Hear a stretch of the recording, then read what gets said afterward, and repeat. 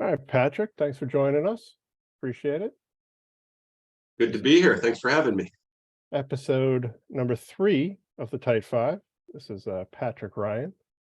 Works with active and connected family therapy.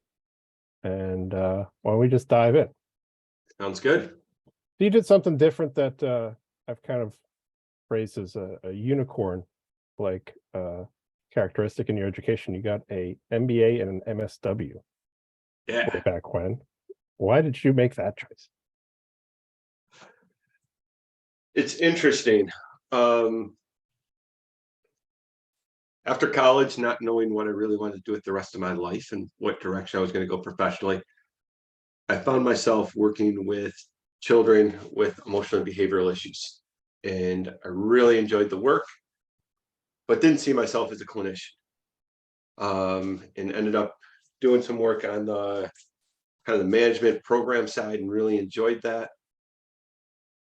And as I was trying to figure out what I was going to do and started looking around at different nonprofits, social service agencies, and even looking at like hospitals and schools, tended to see either one or two situations where you had people who were really good at the work, either the teachers, the clinicians, being promoted into management and business positions. And although they were great at the direct work, they really didn't have the training or experience for the managerial business work. Right. On the other side, I saw business people in the leadership roles, and they didn't have an understanding of the clinical or the teaching work, and there was a disconnect between the people doing the work and the management. The other thing I saw is the constant challenge of the individual versus the whole. And how do you meet the needs? And the clinicians and the people doing the work are always focused where they should be of how do we meet this individual's need? And on the business side, you got to think of how do we keep this business running, right? And the needs of the overall structure. So my goal was really how do I learn both languages to be able to bridge the gap between the people doing the work and the business side, and also find the balance between the individual's needs and the needs of the organization so we can best serve everyone. So you came up with that. Like, how did you end up finding the program at Boston College? Like, we went there undergrad together, obviously, but how did you end up finding that program? It goes back to the rugby connection of a fellow rugger had mentioned that it existed. And just when I first heard about it, I'm like, wow, that sounds really cool. And when I started looking into it, at the time, there were only 6 schools in the country that offered the dual degree. And BC just happened to be the best fit.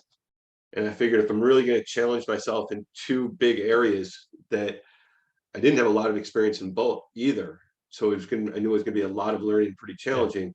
I wanted to be somewhere that I was familiar and knew the people. Right. I knew the culture of BC, and how just supportive the environment was, and knew it was a good fit for me. Huh. Cool. All right. So you get that degree. Was there an instance after you graduated where you found yourself, wow, it's a good thing I got that dual degree, and maybe kind of an anecdote of how you used it? Yeah. So as I mentioned, out of undergrad, I started working with children with emotional and behavioral issues, and that was at this amazing place called Wadico Children's Services.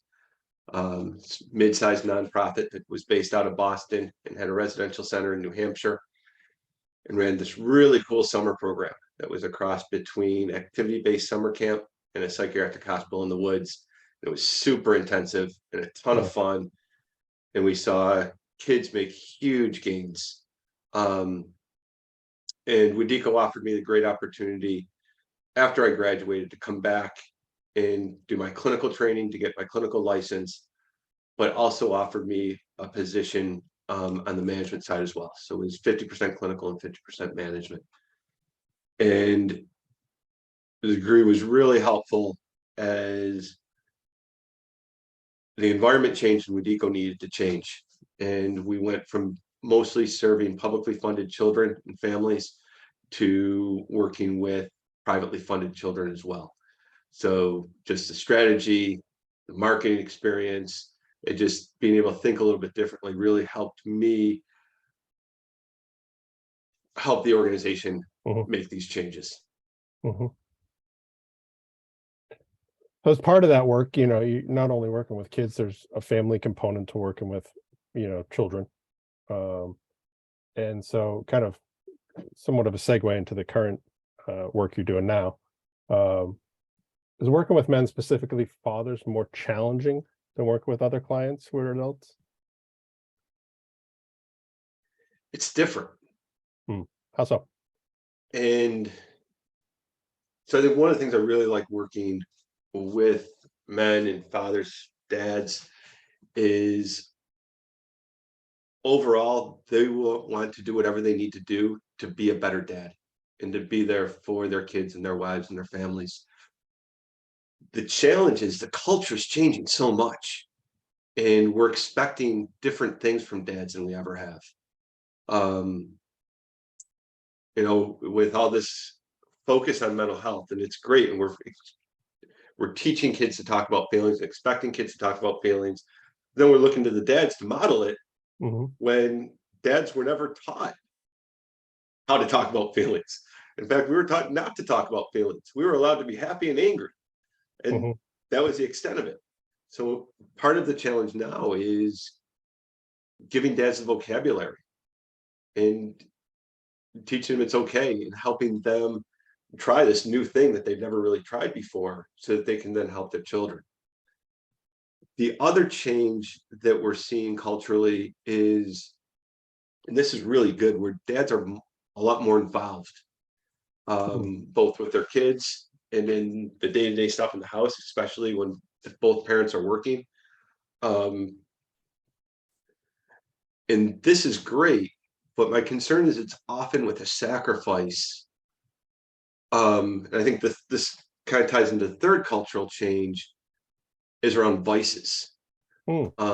And when we look at some of the vices that are kind of seen as negative now, the going to the pub and hanging out with friends, having poker nights, having a cigar night, um, and these things for some guys who have an addictive personality can be really dangerous. But in kind of getting away from it, guys have lost connection. Hmm. Um, it used to be any one of these three: cigar night, poker night, going to the pub. It was that activity, but beyond the activity was where guys connected with each other. They shared what was going on. They shared their troubles. They got advice. Without knowing it, they were actually talking about their feelings. And without that, right now, so many families and couples are putting that weight on the marriage, and guys don't have the outlet that they had before. So we're asking more of guys, and they don't have as many resources they had before. So one of the challenges I run into is how do we help guys find those connections and supports outside the home? Yeah, I find, and we've talked about fatherhood, time is one of the things that becomes more and more precious and squeezed. And, I think is kind of helping them see ways to make it a priority and find the time to do those things. I think that's where the culture shift needs to go another extra step, Hmm. because we're there now with we need to be there for our families. We need to go the next step of, in order to really be present for our families, we need to take care of ourselves. Hmm. So we need to make time to exercise. We need to make time to eat right. We need to make time to connect with friends. We need to make time to go on a date with our wives. Yeah. If we do that, even though it's a little less time away from the kids, we're going to be more present with the kids and more available to them. Right. Okay. Almost as if, it's by taking time for oneself, you can be more present and in the moment for those that are really important. Right. All right. One of your specialties, both personally and professionally, is working with parents, families involved in foreign service. Um, how do you're going through that right now as We they're are. preparing to go to a deployment? How do you help them and their families with, the transitions that are endemic to a deployment? overseas? Yeah. I think the first thing is really honoring the strength and resilience of our families, our children, and our parents. A lot of us who live this foreign service culture and lifestyle, and we also see it with our military families, we're really good at making transitions. The actual physical moving, and the whole family steps up.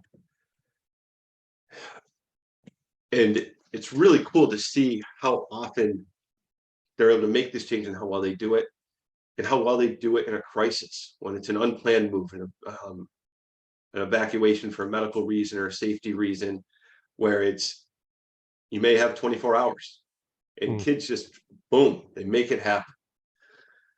And the hard part is we're running on adrenaline. You can only run on adrenaline for so long. Yeah. And two, it takes a toll. So I think first is recognizing the strength, and second is recognizing that the toll that it takes. And in honoring the toll, we need to give it time to recharge. And how do we allow ourselves to recover and allow our children to recover? And then after that, how do we give them time to process? So for the parents, like, you get through those things, and they have to deal with their own stuff as well, right? And process those things, kind of like what we were just saying. Make sure, take care, put your own air mask on before you help somebody else. What are some of the things parents should look out for after going through one of those events? There's, it could be days, could be weeks, could be months. What are some of the things you see, manifest itself in their behavior? Well, I really encourage families to think about it as if they're going on a trip. And just as you're going on a trip, you've got to prepare for the trip with your packing. What do you do on the trip? And then how do you unpack upon the return? Yeah. So emotionally, it's how do we talk about it before it happens? How do we start to have a good goodbye so we can have a good hello? So it's starting kids thinking about it, doing some goodbye rituals of saying, whether it's just a party, a goodbye party, or whether it's sending thank you notes, or making sure you exchange contact information. One of the great things with technology now is what used to be a solid goodbye is now a different goodbye, because we're going to be able to keep in touch virtually. As we're going, it's reminding the parents to give grace to themselves and their kids, that this is going to be hard. You may have a meltdown. And we use the analogy halt. Stopping and thinking about, are you hungry? Are you angry? Are you lonely? Are you tired? And if we can scan and see if one of those things is going on, if a kid's having a meltdown, maybe you just need some M&Ms. Recognizing we've been traveling for 12 hours today. We're exhausted. It makes sense that we're a little grumpy. And then after, again, giving time to recharge and time to process. And sometimes it doesn't hit right away. It may not hit for a month, where you're seeing your kids a little off. Could be getting angry, having meltdowns in different ways, and they may need some time to talk. Okay. Somewhat of again, these questions kind of link together in a nice way. 3 years after the world shut down because of COVID, what are some of the impacts that you're seeing on the clients and the communities that you work with, that you live in? So it's had impact in two different ways. One on kind of the business and management side, and then on the clinical. Okay. On the management side, the acceptance of telework and this new thing of telework. And for active and connected family therapy, it's been awesome. When we're able to connect with children and families in a different way. We do a combination of in-person and teletherapy work. And with teletherapy, it's much easier for the working parents to join a family session, so it's better involvement.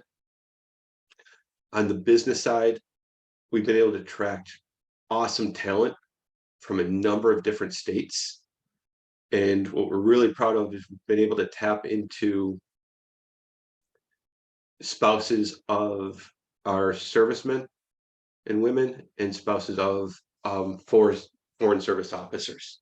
So these are people who normally put their career on hold as they follow their spouse to the next deployment, where we've been able to employ people who are going to be able to stay with us as their spouse moves to different countries. Okay. So it's great that we got great people that we've been able to tap into, and it's great that we're being able to offer these people the opportunity. And the challenge of it is how do we build that connected team? And with this is I really encourage, I kind of label it exaggerated communication. So making that extra effort to reach out in a personal way. So if it's something I was going to send an email on, just, hey, I need this real quick, can you do it?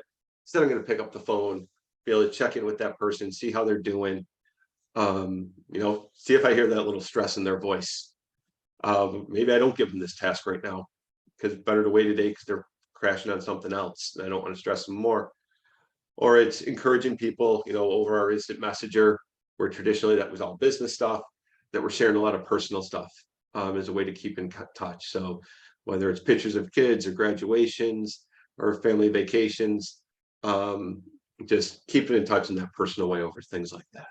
Yeah. It's funny how like a quick little video call and check-in can help, over a phone call, or text can help over just, sending an email, things like that. Exactly. So that always up in one. So if you're looking to shoot an email, you make a call. If you're looking to do a call, you do a video. Yeah.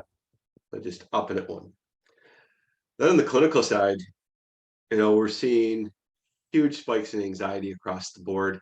I think it makes a lot of sense. In a lot of ways, our children lost their innocence, where, for 2 years, we asked them to wear a mask or to stay away from grandma and grandpa because we didn't want to get them sick.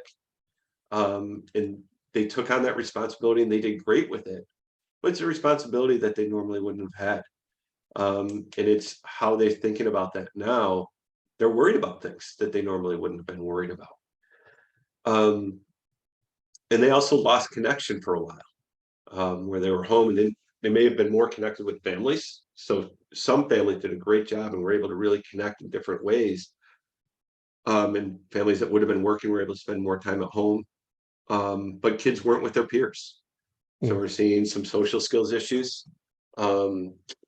Kids who struggled socially before tended to regress even more and are more into computers instead of face-to-face interaction.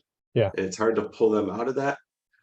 But on the flip side, something really cool that I didn't expect, and it took me a while to notice, is kids learn to connect in different ways. So what we're seeing is kids connecting with friends around the world and connecting virtually.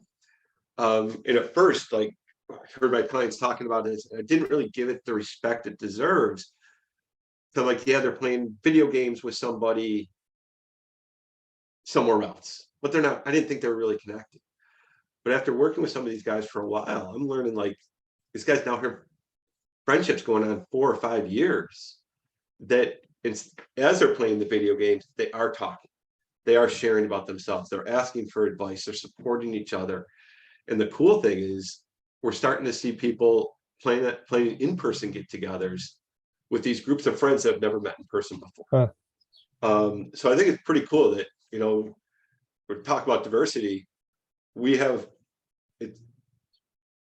the internet and the social connection is allowing people around the world to connect in ways they never were before. Yeah. When I was talking to Matt Doyle, one of the things he was saying that's really he's noticed is by engaging in that video game parallel play discussion, it's enabling him to kind of access for teens things that are hard to do in the normal therapy situation. And so it's interesting, we all see video games as kind of this boogie monster that we're trying to limit as much as we can with our kids, but it can be also a place for learning and connection, which is something our generation is having trouble understanding a little bit, I think. And it also goes to how we've been able to connect. Yeah. And college friends who have been friends forever and at times would go months without talking. Now we're able to connect.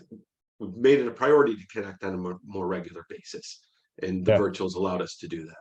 And it enables us to elevate it, as you're saying. Yes. Instead of just a phone call or a text, we actually schedule stuff and make sure we do it.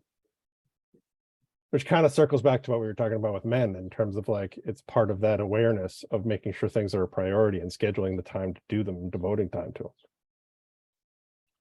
And it's interesting. One is, I think, the priority in getting guys to think about what they use every day as a business tool can be a social tool. Yeah.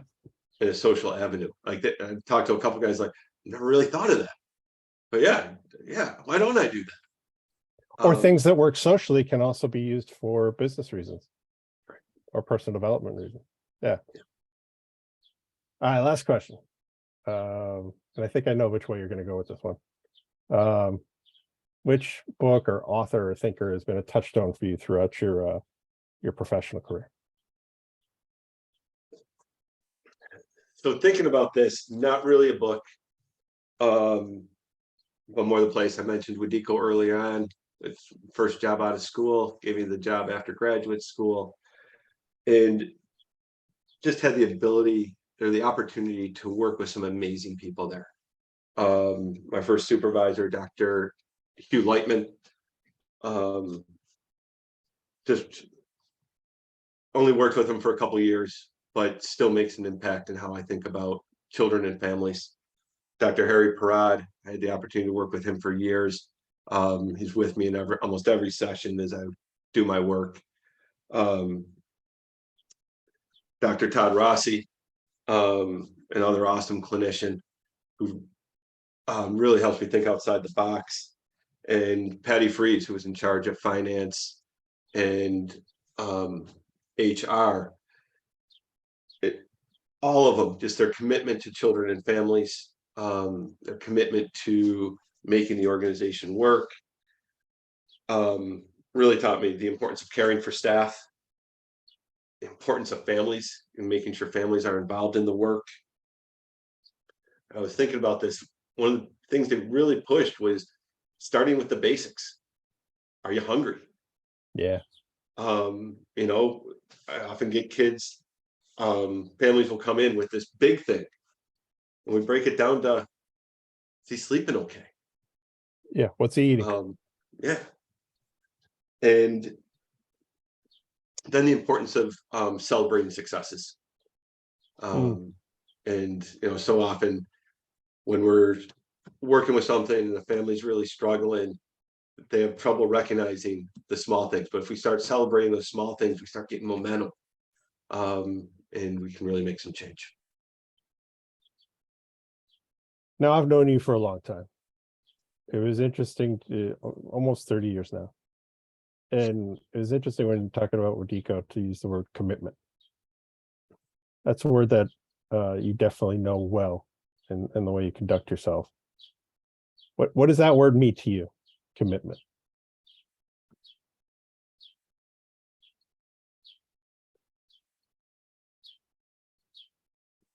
It's a good question. I